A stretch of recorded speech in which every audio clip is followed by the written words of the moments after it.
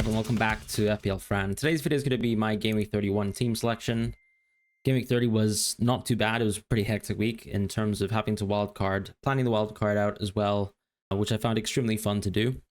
And I think one thing to say on the wildcard as well is that it was rushed and it doesn't feel so good coming off of, let's say, the moves that I made in Gameweek 29 when I was planning for a Gameweek 31 wildcard. But something that I can say that is ever the truth in FPL is things change so quickly and you just have to continue to adapt. This week, of course, we had a small green. I'm happy to have a green because it's the first time in 8 game weeks that I've had a green, and it feels like much longer time, probably 3 months, I suppose, where I've just last had a green. And I think some of the decisions I've made over the last 2 months weren't so bad, and very often it felt like the outcomes were. So it's nice to have a soft green on the wildcard, 52 points. The only issue coming out of the wildcard now is some of the sort of strains that have appeared within the Newcastle team, and of course the Gabriel injury. He is now, as per Sky Sports, ruled out for the rest of the season. As a Madrid fan, I think that's a small positive, of course, getting to face an Arsenal team without Gabriel. The considerations for FPL are quite dire because, unfortunately, a lot of the Arsenal players that do play within the back line are midfielders, right? Partey and Miles Lewis-Skelly within the short term. We know that Calafiori is close to coming back, but I think he's several weeks out still. Timber and White supposedly have injuries, or at least Timber might be struggling with load. And so the question, of course, for someone like Timber is, can he make it through, let's say, 32, a fixture where I'm planning to bench boost, where I don't think I'm set up for a bench boost 33, and ultimately he's not someone you really want to go for if the minutes are going to be managed on that week specifically, even though the consequences of that is a good game week 33. When I look at the Arsenal team too, I think Marino and Saka are quite interesting in the midfield position. I probably wouldn't touch them though, because I'm happy with my midfield as it stands, and it's only really Saka that I see myself going for, and I would really only consider going for a move like Palmer to Saka on game week 33 after Palmer has played Ipswich at home in game week 32. So that's kind of what the plan was, and I think the plan is very much still there, but it probably means that an additional transfer needs to be made in the defensive position.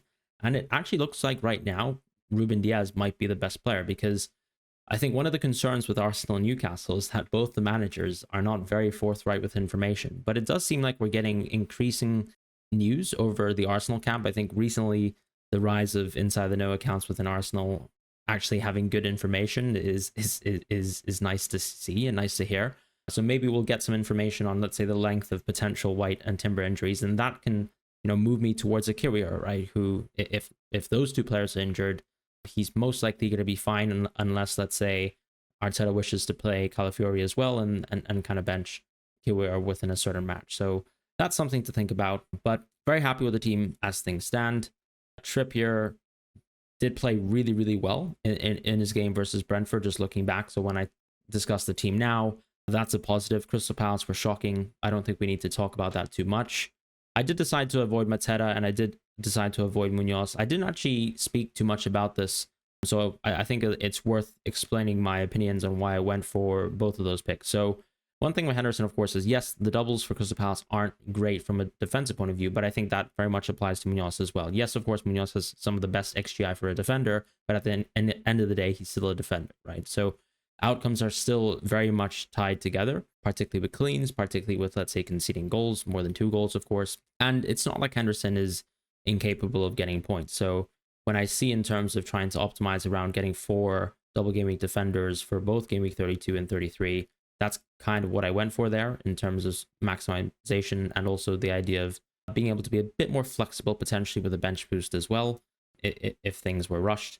So that's kind of why I went for Henderson. Plus, of course, Henderson could be a double game week 36 goalkeeper. Whereas, let's say if I went for some of the other goalkeeping pairs that I've seen from other people who might be going for a bench boost route with exception to Martinez, a lot of those players, like let's say Raya or Areola, they don't have much of a chance of a double game week 36. Areola does, Raya does not. So that's something to mention at this moment in time. I probably could have considered a triple city defense, not triple city defense, but rather double city defense alongside Marmoush. I didn't really want to go for Ruben Diaz for whatever reason. I just felt like my defense was already strong enough, and I think that probably would have actually resulted in me actually not going for Saliba anyways, and so I don't think in terms of outcomes it's really too bad. I still like the idea of maybe looking out towards a Savinho. Foden, I don't exactly know what is going on there. He seems fit physically, but there have been some strange reports about Foden struggling with, I think, some of the criticism of his recent performances. And I think part of that is seeping into his performances on the pitch, and that's why you're seeing reduced minutes from Pep as well. But I was actually shocked to see that it was not even a utilized substitute within the Game Week 30 match. And so I do question what that means for Game Week 31. On the plus side, of course, I own Marmoush and I captained Marmoush, and that was a huge plus from a Man City perspective. Outside of that, I think Palmer played reasonably well within his game versus Tottenham. I was pretty unimpressed when he decided to get a yellow card for sort of delaying the play, and that took basically 2 points off my team. With Isak, we just need to see what happens with the strain. I don't think Harold's going to give us conclusive news unless it's really, really, really bad. And if it's really, really bad, well, I guess this video is going to be of slightly less consequence. But I think the trick with Newcastle is, once again, you're probably going to have to wait until Game Week 32 instead to make transfers over Newcastle so that you can actually get better information. Because I don't, unless let's say Isak is out for the rest of the season, there's not a simple transfer to make here. It would really just be Isak to Callum Wilson if that was available to myself. So that's something I'd like to mention. And Trippier, of course, had a calf strain, I believe, or a groin strain that Eddie Howe mentioned as well. So we'll just need to monitor that situation. Kluivert, I think it seems like he has a muscle overload, and there's serious doubts as to whether he plays versus West Ham. But part of the reason why I did wildcard with Kluivert is I knew that I could still play Sar and JP no matter what on Game Week 31. So as things stand, I will probably play Kluivert, and you'll see, of course, within the rest of the team selection. But I think the logic there is that I can only really see Kluivert being risked if he's ready to start. I can't really see him sort of being put on the squad to just play 10-15 minutes. Maybe I'm wrong now, but based on how they sort of approached him with the precaution in the previous match versus Ipswich, I have to think that that's what they would do going forwards. And Nico Williams, pretty happy that I went for him on the wild card. This was a pick that I didn't really explain on the wild card, and I just wanted to touch back on this because the reason why I went for Nico Williams ultimately was the way I saw it. And actually, I was discussing with Ben Krellin on this, but you've got 4 different teams in the FA Cup semi-finals, right? Nottingham Forest, Man City, Crystal Palace, and Aston Villa. So a lot of people have decided to go for some Aston Villa players. But what I sort of looked at in terms of probabilities is I think a lot of the teams that we're invested into are teams like City and Bournemouth. And ultimately, that's a double, right? Potentially for double Game 36. But I don't have much of a hedge if, let's say, Man City and Bournemouth do not get this double game week in 36. And the only player that I could really see fitting into my team was potentially a defender from Aston Villa or a defender from Nottingham Forest, and Nico Williams sort of fit the bill there. Whereas, let's say, within the context of Crystal Palace, I own only 3 players from Crystal Palace, whereas I own 4 players from the combination of Man City and Bournemouth. And this is because I anticipate to have 3 Man City players by Game Week 33. So I'm expecting to head towards Game Week 36 with 4 of those players from those teams that will potentially double in Game Week 36, whereas I only would have 3 players from, let's say, maybe the Crystal Palace and Aston Villa camp. But I could still also, as I said, go Watkins and go 4 players deep there. But it would still be nice to have, I suppose, a hedge to Guardiola directly within the defender position. And that's kind of why I went for Nico Williams. I also just thought ultimately Nottingham Forest are a better team than Aston Villa, and so having a 5th defender that's just simply better on a game week to game week basis is nice.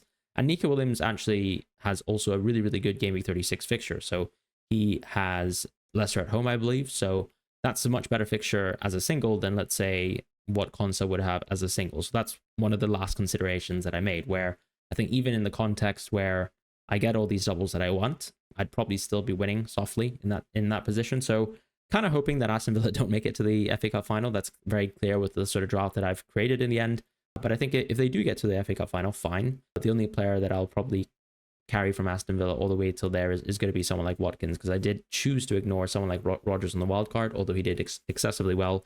And I'm sure Asensio and Rashford do tempt a lot of people. But Kluivert, as we know, is a very good player, and hopefully he's back soon. So to jump into this game week's team selection, Game Week 31, what I'd like to talk about is just, first of all, some of the sort of match odds that we have from Rob T. And as ever, you can always find him on X at Rob T FPL. He's got some interesting numbers for the Game Week 31 matchups. I think it's actually a very tame game week in the sense that there's a lot of, there are not too many one-sided fixtures that we're invested into from an FPL point of view. The only one-sided fixture that's truly one-sided is probably the Newcastle and Tottenham fixtures.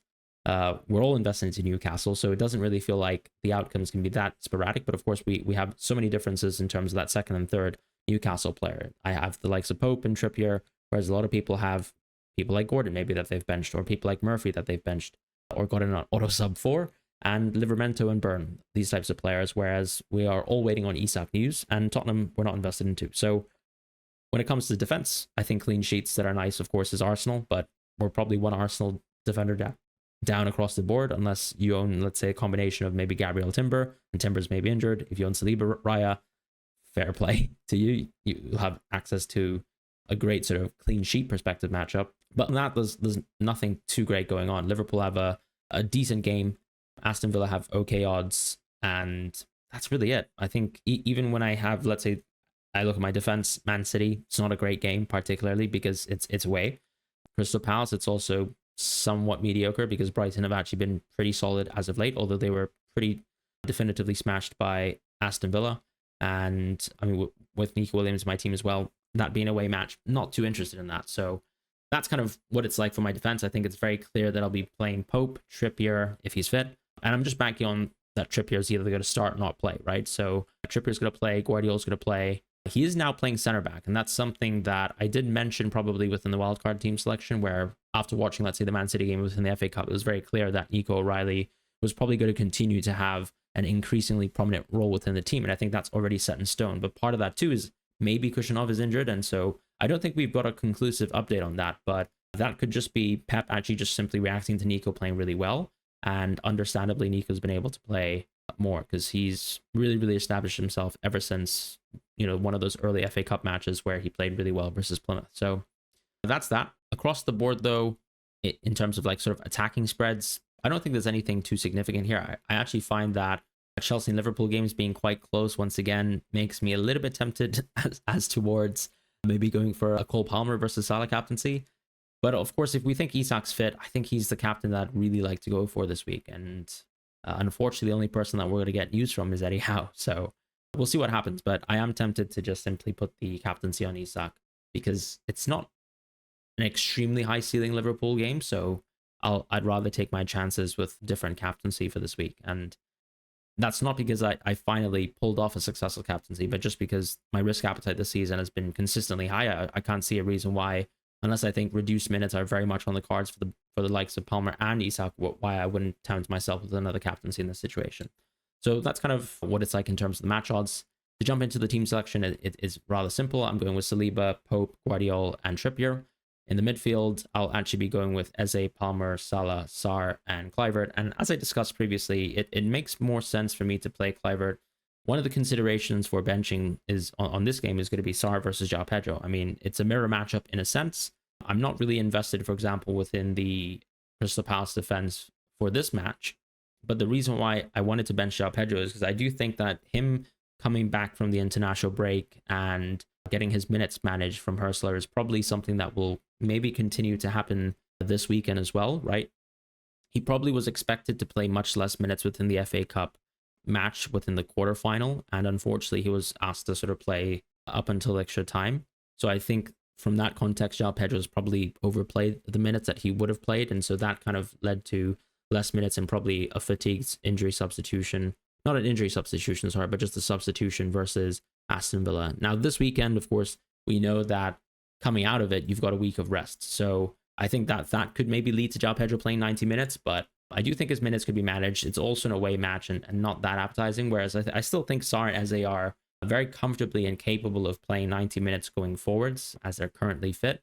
And so it becomes more of a question of Kluivert versus JP for me, both penalty takers. Kluivert just has a much better game, so I kind of like him there. As far as, let's say, the front line, I've gone with Isak and Marmoush. As far as captaincy, I think that's a big consideration, as I mentioned previously. Right now, I actually think I have got my captaincy on Salah because I don't have enough information on, let's say, the likes of Isak and his availability, and I don't really want to deal with managed minutes for Isak or something like that. And with Palmer, it's interesting. As ever, I think I'll be intrigued to see how the market spreads also move because Liverpool did play pretty poorly, I think, from a defensive point of view versus Everton, Salah included. Palmer looked pretty lively, if I can say so, versus Tottenham, who at parts of the game were in the game. But I'd like to take my chances with Palmer. But I think right now it probably seems logical to just go with Salah. if the market spreads sort of move in terms of like positively within Chelsea's direction, a little bit negatively in Liverpool's direction, I think I'd be even more tempted. But that's it. So thank you guys so much for watching. I hope you guys have a wonderful week ahead. I'm probably also going to make a Wildcard 31 video if I have the chance. If I don't, I apologize. I will try to kind of help tinker around on the deadline stream for anyone who actually has, let's say, a potential wildcard. I'd also like to mention that Fantasy Football Hub have a very useful tool on their site. You can find them on the link in the description below. They've ultimately got a wildcard sort of AI planning tool. So in the absence of that, and if you're planning for a wildcard, you can always fall back to something like that and have a look at what their sort of suggested AI wildcard is, to maybe give you some inspiration on what to do with your wildcard, and also feed in your chip strategy as well. So thank you guys so much for watching. Good to be on a green for once, and I hope you guys have a lovely week ahead.